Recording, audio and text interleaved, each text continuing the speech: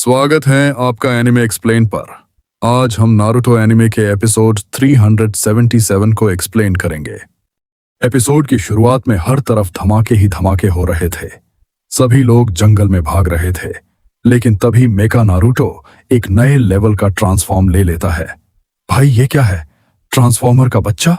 नहीं, ये तो पक्का पावर रेंजर निकला। तभी चोजी अपना एक्सपेंशन जुत्सु इस्तेमाल करता है उस पर हमला करने के लिए, लेकिन मेका नारुतो बहुत स्मार्ट निकला। वो बच जाता है और एक ही लात में चोजी को दूर फेंक देता है। बेचारा चोजी जाकर झरने में फंस जाता है। ये देखकर कीबा गुस्से में आ जाता है और फैंग ओवर फैंग का इस्तेमाल करता है, लेकिन कोई फायदा नहीं। मेका नारुतो ड्रिलिंग मशीन जैसा हाथ बना लेता है और कीबा को भी आउट कर देता है। ओहो, ये भी गया। नेजी रोते हुए गुस्सा कर रहा था, लेकिन अचानक उसे समझ आता है कि पालकी गिर गई है, क्योंकि आगे वाले दो लोग तो थे ही नहीं। अंदर नारुतो और यामाटो की हालत खराब थी। मेका नारुतो पालकी का ऊपरी हिस्सा उड़ा देता है। नेजी झांक कर देखता है, और ये क्या? नारुतो के अंदर से 9 टेल्स का चक्रा बाहर निकलने लगा था। यामाटो की हालत तो और भी खराब थी। मेका नारुतो नेजी पर हमला करता है, लेकिन नेजी रोटेशन का इस्तेमाल करके उसे दूर कर देता है। काकाशी कहते हैं, बहुत बढ़िया, अगर वो रोटेशन के अंदर रहेंगे तो 9 टेल्स का चक्रा बाहर नहीं आएगा। लेकिन तभी मेका नारुतो खुद नेजी से भी ज्यादा स्पीड में घूमने लगता है। फिर मिसाइल लॉन्च और जोरदार धमाका। नेजी नीचे गिरता चला जाता है। नारुतो गुस्से में था। वो भिड़ना चाहता था, लेकिन काकाशी उसे रोकते हैं। अगर मेका नारुतो ने उसे पकड़ लिया तो विलेज खत्म हो जाएगा। काकाशी अपना शेरिंगन एक्टिवेट करते हैं और कहते हैं, अब बताता हूं कि लोग मुझे कॉपी निंजा क्यों कहते हैं। लेकिन मेका नारुतो इतना एडवांस ट्रांसफॉर्म हो जाता है कि काकाशी भी कहते हैं, यार ये क्या चीज है, इसे तो कॉपी करना भी नामुमकिन है। फिर एक और धमाका। तभी एंट्री होती है गारा की। वो कहता है, मैं हूं गारा ऑफ द सैंड और मैं लीफ का एलाय हूं। वो अपने सैंड से मेका नारुतो को पकड़ लेता है। कहता है, भले ही 1 टेल अब मेरे पास नहीं है, लेकिन मैं नारुतो के 9 टेल्स को जाने नहीं दूंगा। नारुतो की आंखें भर आती हैं। तभी ऊपर से दैदारा की आवाज आती है। वो अकात्सुकी का जिक्र करता है।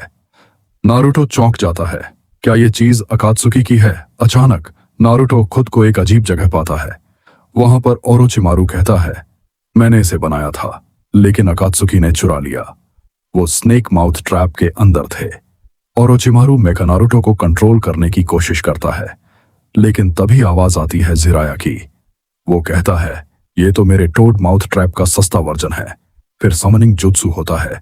लड़ाई और भी पागलपन लेवल पर पहुंच जाती है। मेका नारुतो और असली नारुतो आमने सामने, चारों तरफ धमाके। 9 टेल्स अंदर से कहता है, तुम कमजोर हो। नारुतो जवाब देता है, मैं विलेज वापस इसलिए आया हूं ताकि और ताकतवर बन सकूं, और इस बार मैं सास्के को वापस लेकर आऊंगा। तभी मेका नारुतो के अंदर से 9 टेल्स का चक्रा बाहर निकलने लगता है। पता चलता है कि उसमें शेरिगन भी था, और वो इताची के शब्द बोल रहा था। अब मेका नारुतो का दोस्त बन चुका था। ओरोचिमारू पर हमला करता है। फिर लीफ विलेज में एक बड़ा ट्रांसफॉर्मेशन होता है। भाई सच में ये सस्ता टोनी स्टार्क लग रहा था। वो नारुतो को सकुरा फ्लावर देता है, फिर खुद एक बड़े फॉर्म में जाकर दुश्मन से भिड़ता है। एक जबरदस्त चक्रा बीम और बहुत बड़ा धमाका। उसने ये सब अपने विलेज के लिए किया। नारुतो रोने लगता है। सकुरा आती है और कहती है, तुमने हमें बचा लिया। नारुतो कहता है, नहीं, उसने बचाया है। त्सुनाडे आती हैं और कहती हैं, मुझे नहीं पता यहाँ क्या हुआ, लेकिन उसकी वजह से हमारा विलेज बच गया। अब तुम ट्रेनिंग पर जा सकते हो।